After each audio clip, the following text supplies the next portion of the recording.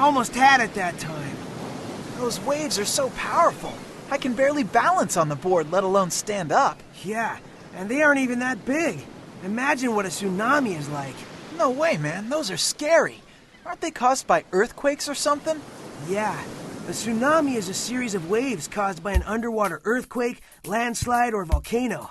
Those things can destroy a whole city. Where do waves get all their power? I mean, I know waves get bigger when it's windy, but there's gotta be more to it than that. There is.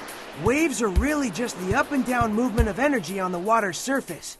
Wind, volcanoes, earthquakes, landslides, they all cause waves. And depending on how powerful the cause of the wave is, a wave can have as much energy as a tsunami or be as harmless as a ripple.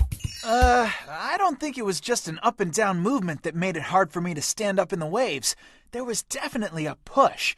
Wasn't that the waves too? Nope. The push is the current. A current is the constant movement of water in a river or ocean.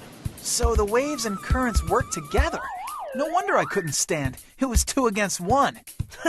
Yeah, currents are pretty powerful too. And unlike waves that just go up and down, a current moves in giant circles.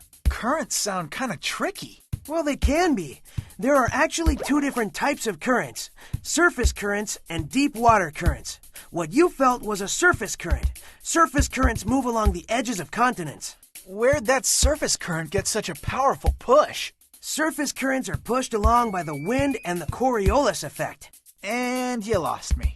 Choreo what? The Coriolis effect. It's the effect of the Earth's rotation that causes wind to move in a curved path, east to west instead of north and south.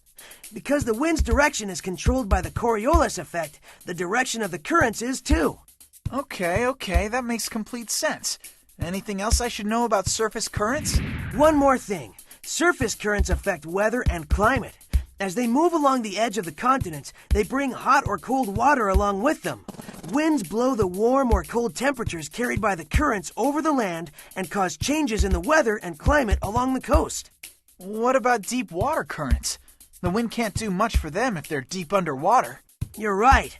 Unlike surface currents, deep water currents are moved by temperature and saltiness, not wind. Yeesh. Between the waves and the currents, there sure is a lot of commotion in the ocean. Think you soaked everything up?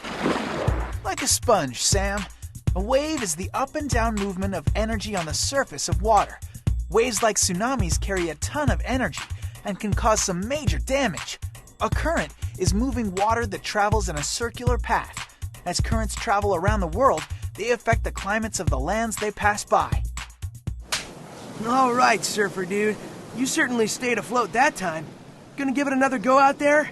Nah, I think this surfer's just gonna soak up the sun.